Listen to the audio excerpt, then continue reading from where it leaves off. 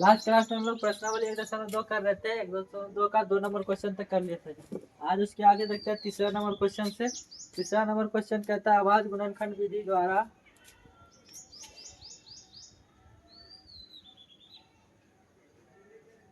अभाज्य गुणनखंड विधि द्वारा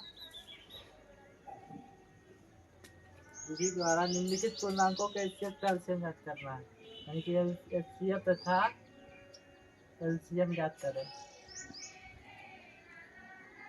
last class में 2 संख्याओं का एचसीएफ तथा एलसीएम था, इसमें 3 संख्या का। ठीक है, तो 3 संख्या को कैसे बनाएंगे देखिए। एक है 12, 15 और 21। ठीक है, दूसरा क्वेश्चन है 17, 23 और 29। 17, 23 और 29। पहले इन दोनों को बनाते हैं। ठीक है, तो 12 का अभाज्य गुणनखंड करेंगे, 2 से लगाएंगे 6, फिर 2 से लगाएंगे 3, बस इतना ही होगा। फिर 15 का अभाज्य गुणनखंड कीजिए, 15 का करेंगे 3 से लगाएंगे 5, बस। 21 का करेंगे 3 से लगाएंगे 7, बस इतना ही। तो देखिए हो जाएगा 12 बराबर लिखेंगे 2 का स्क्वायर इंटू 3, 15 बराबर लिखेंगे 3 गुना 5 और 21 बराबर लिखेंगे 3 गुना 7। ठीक है ना, तो एचसीएफ क्या आ जाएगा, एचसीएफ जो तीनों में मिले। 2 संख्या का था तो दोनों में मिलता था, 3 संख्या का है कि तीनों में मिलेगा। जो तीनों में मिले है ना, तो देखिए 3 3 3 तीनों में न्यूनतम घात वाला, तो तीनों में तो घात एक ही है, तो कोई भी एक चीज लिख दीजिए, एचसीएफ हो जाएगा 3। ठीक है, और एलसीएम क्या होगा, जो तीनों में मिले वो तो लिखाएगा ही। ठीक है, लेकिन अधिकतम घात वाला, तो तीनों में घात एक ही है, तो कोई भी एक चीज लिख दिए। और जो ना भी मिले वो भी, यानी कि 2 का पावर 2 नहीं मिल रहा है ना, फिर 5 भी नहीं मिल रहा है और 7 भी नहीं मिल रहा, बस यही हो गया इसका एलसीएम। रहेगा 3 इंटू 4 इंटू 5 इंटू 7, यानी कि 5 का 20 दिया 60 है, 60 700 का 42, 420 इसका एलसीएम हो जाएगा। ठीक है, इसका देखते हैं। ये हो जाएगा 17 का अभाज्य गुणनखंड करना है, 23 का करना है, 29 का करना है। ठीक है, तो 23 ये सब देखिए खुद आवाज संख्या है, इसका अभाज्य गुणनखंड होगा नहीं, तो इसका एलसीएम क्या हो जाएगा। 17 बराबर लिखना है तो 1 गुना 17 लिख सकते हैं। 23 बराबर लिखना है अगर 23 बराबर, तो 1 गुना 23 लिख सकते हैं। और 29 बराबर लिखना है तो 1 गुना 29 लिखते थे। यानी कि तीनों में क्या मिल रहा है, तीनों में कुछ कॉमन है या नहीं। कॉमन नहीं है तो एक तो कॉमन ही है, तो एचसीएफ हो जाएगा 1, इसका एलसीएम हो जाएगा तीनों का गुना, 17 गुना 23 गुना 29। ठीक है, बस इसको गुना कर लीजिए, आ जाएगा इसका आंसर। तीसरा नंबर क्वेश्चन है 8, 9, 25। तो तीसरा नंबर भी बता देते हैं। 8, 9 और 25। ठीक है, तो 8 का अभाज्य गुणनखंड कीजिए, 9 का अभाज्य गुणनखंड कीजिए और 25 का अभाज्य गुणनखंड कीजिए। 2 से लगाएंगे 4, फिर 2 से लगाएंगे 2, 3 से लगाएंगे 3, 5 से लगाएंगे 5। इसका एचसीएफ क्या आ जाएगा, 2 का पावर 3 इंटू 3 का 2 का पावर एचसीएफ पहले किसे 8 बराबर लिखेंगे 2 का पावर 3, 9 बराबर लिखेंगे 3 का स्क्वायर, 25 बराबर लिखेंगे 5 का स्क्वायर। अब एचसीएफ लिखेंगे, एचसीएफ किसी में कुछ नहीं मिल रहा, तो कुछ नहीं मिले तो एचसीएफ 1, एलसीएम जो कुछ नहीं मिल रहा तो तीनों का डायरेक्ट गुना हो जाएगा, 2 का पावर 3 इंटू 3 का स्क्वायर इंटू 5 का स्क्वायर। बस इसका आंसर आप 25 80 200 और 9 1800 इसका गुना करने को आ जाएगा। ठीक है, आंसर ये हो जाएगा इसका 3 नंबर।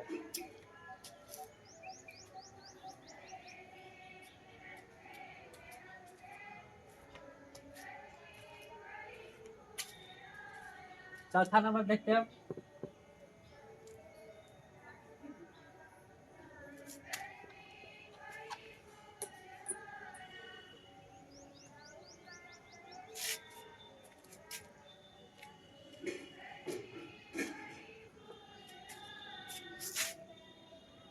चौथा नंबर कहता है एचसीएफ 306, 657 बराबर 9 दिया है,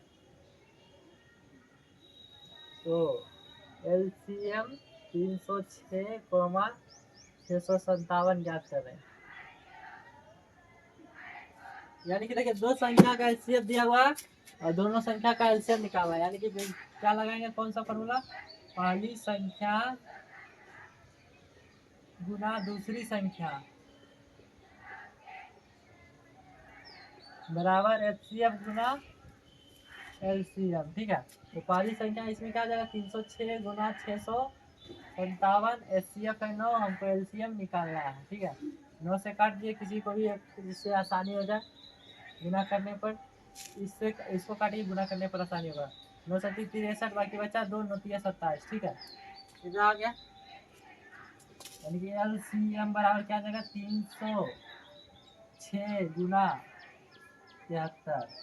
इतना करना है, तो इसको देखिए 306 को हम लिख सकते हैं 300 प्लस 6 गुना 73 करना है। ठीक है, अब 300 गुना 73 कीजिए, 3 डबल शून्य बैठा दीजिए, बाकी कुछ रहे 27 वाला 600 गुना 6 18, बाकी बचा 1 तो 42 43। ठीक है, 8 3 9 4 13, बाकी बचा 1 2 2, ये हो जाएगा इसका आंसर। ठीक है ना।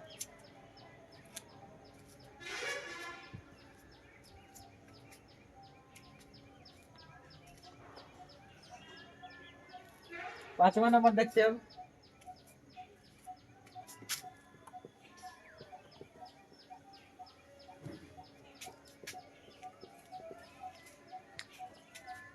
और ज़्यादा, अगर आप लोग को और ज़्यादा क्वेश्चन का प्रैक्टिस करना है तो डॉक्टर केसी सिन्हा का भी प्लेलिस्ट बना हुआ है, उसमें भी आप जाकर देख सकते हैं। ठीक है,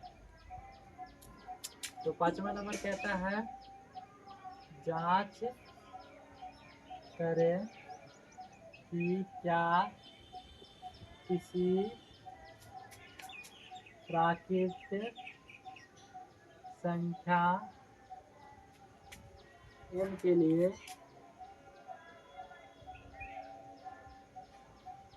छः का पावर n अंक 0 पर समाप्त हो सकती है।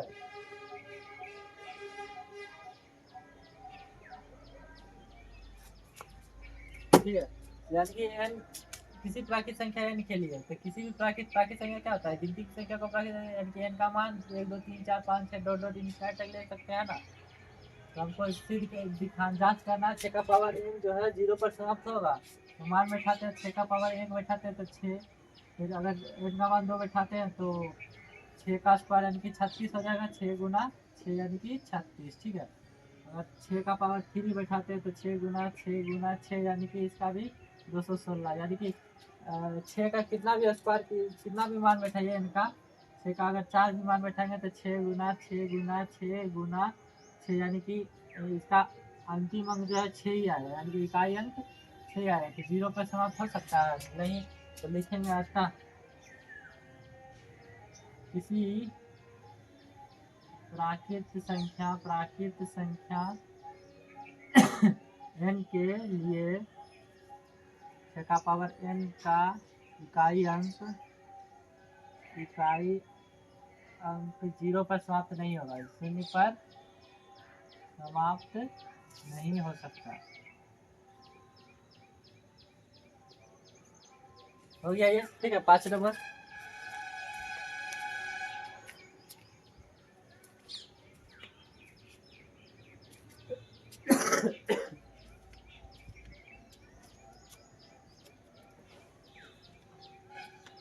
छठवां नंबर देखते हैं।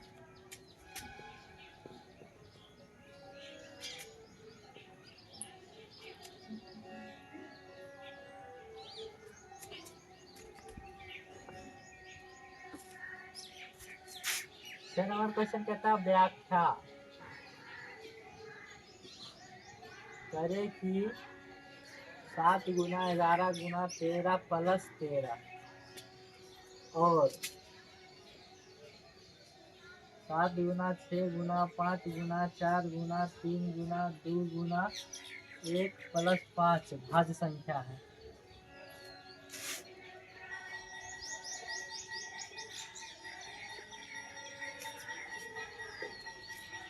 भाज्य संख्या किसे कहते हैं, भाज्य संख्या अभी अभाज्य संख्या बताए थे, भाज्य संख्या किसे कहते हैं, वैसी संख्या जो एक और स्वयं को छोड़कर किसी दूसरी संख्या से भी विभाजित हो या फिर किसी दूसरी संख्या का गुणनखंड हो, उसे भाज्य संख्या कहते हैं। तो देखिए 7 गुना 11 गुना 13 गुना प्लस 13 है ना, तो 7 गुना 11 गुना 7 करेंगे ना तो आएगा 1001 प्लस 13 कर दीजिए यानी कि 1014।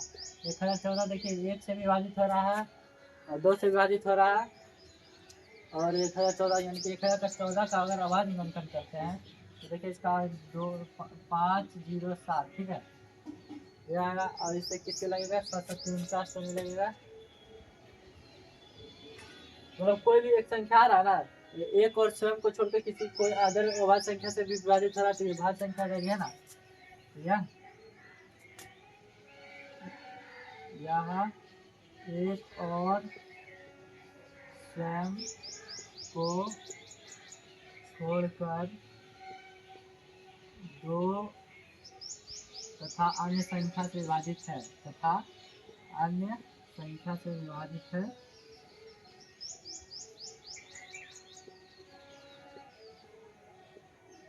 इसीलिए यह एक भाज्य संख्या है, इसीलिए यह भाज्य संख्या होगा, भाज्य संख्या ठीक है। ये इसके लिए भी बोल सकते हैं। देखिए इसको गुना करेंगे 1 से 7 तक गुना है ना, तो एपी में पढ़ने का है आपका नेचुरल नंबर का गुना ही कर दीजिए। नहीं तो देखिए गुना कीजिए तो हो जाएगा 7 गुना 6 गुना 5 गुना 4 गुना 3 गुना 2 गुना फैक्टोरियल, इस तरह को फैक्टोरियल का पढ़ने का ठीक है। तो देखिए ये हो जाएगा 7 को 42 5 का 20 और ये 3 दूनी 6 1 से गुना कीजिए जाने 840 गुना 6 यानी कि हो जाएगा 0 6 24 बाकी बचा 2 8 का 48 और 2 50 ये आ रहा है। ये भी इसके लिए भी ये बोल सकते हैं एक और स्वयं को छोड़कर 2 से तथा अन्य संख्या विभाजित, इसीलिए यह भाज्य संख्या है 50 40 ठीक है ना। ये हो गया 7वां नंबर देखते हैं लास्ट क्वेश्चन है।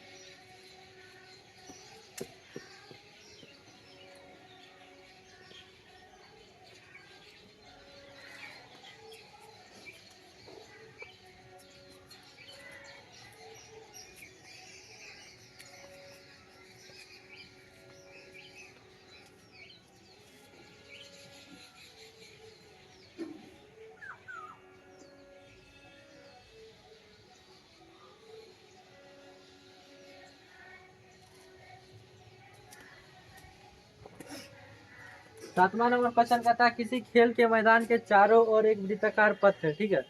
इस मैदान के एक चक्कर लगाने में सोनिया को 18 मिनट लगते हैं। जैसे एक खेल का मैदान है इस तरह, इसके चारों ओर रनिंग ट्रैक बना हुआ है मान लीजिए ठीक है। सोनिया को लगता है 18 मिनट ठीक है, 18 मिनट लगता है। जबकि इसी मैदान के एक चक्कर लगाने में अगर यहाँ से स्टार्ट करता है सोनिया और रवि तो रवि को लगता है 12 मिनट ठीक है। 12 मिनट लगते हैं। मान लीजिए दोनों एक ही स्थान से और एक ही समय पर चलना प्रारंभ करते हैं, एक ही स्थान से एक ही समय पर चलना प्रारंभ करते हैं एक ही दिशा में, कितने समय बाद वह पुनः प्रारंभिक स्थान पर मिलेगा। देखिए अगर सोनिया 18 मिनट में एक राउंड पूरा करती है ठीक है, और क्या है रवि को 12 मिनट लगते हैं। जैसे अगर सोनिया एक राउंड यहाँ से लगा के यहाँ तक आ गया लेकिन रवि तो यहाँ ही रह जाएगा है ना। फिर अगर सोनिया एक राउंड लगा के यहाँ से आते हैं तो दूसरा रवि हो सके यहाँ पहुँच जाए ठीक है। अब इसका सोनिया का 2 राउंड और रवि का भी 1.5 राउंड पूरा इस तरह करके। तो इसका मतलब अगर दोनों का एलसीएम निकाल दे तो हमको पता चल जाएगा कि पुनः फिर कितना टाइम में या एक दूसरे के साथ मिलेगा। जैसे देखिए अगर सोनिया एक राउंड लगाता है यहाँ से यहाँ तक 18 मिनट, फिर दूसरा राउंड हो गया 36 मिनट, तो रवि पहला राउंड लगाएगा 12 मिनट, दूसरा राउंड 24 मिनट, तीसरा राउंड 36 मिनट, यानी कि तीसरा राउंड में मिल जाएगा है ना। यानी कि 18 और 12 का एलसीएम निकालना है, 12 का और 18 का एलसीएम निकाल दीजिए। 2 से लगाएंगे 6, फिर 2 से लगाएंगे 3, 2 से लगाएंगे 9, फिर 2 से लगाएंगे 3, 2 से नहीं 3 से ठीक है। तो 12 वाला लिखेंगे 2 का पावर 2 गुना 3, 18 वाला लिखेंगे 2 गुना 3 का स्क्वायर। एलसीएम निकालेंगे इसका यानी कि 2 का स्क्वायर इंटू 3 का स्क्वायर यानी कि 36 मिनट आंसर ठीक है। ये हो गया आपका 7वां नंबर क्वेश्चन।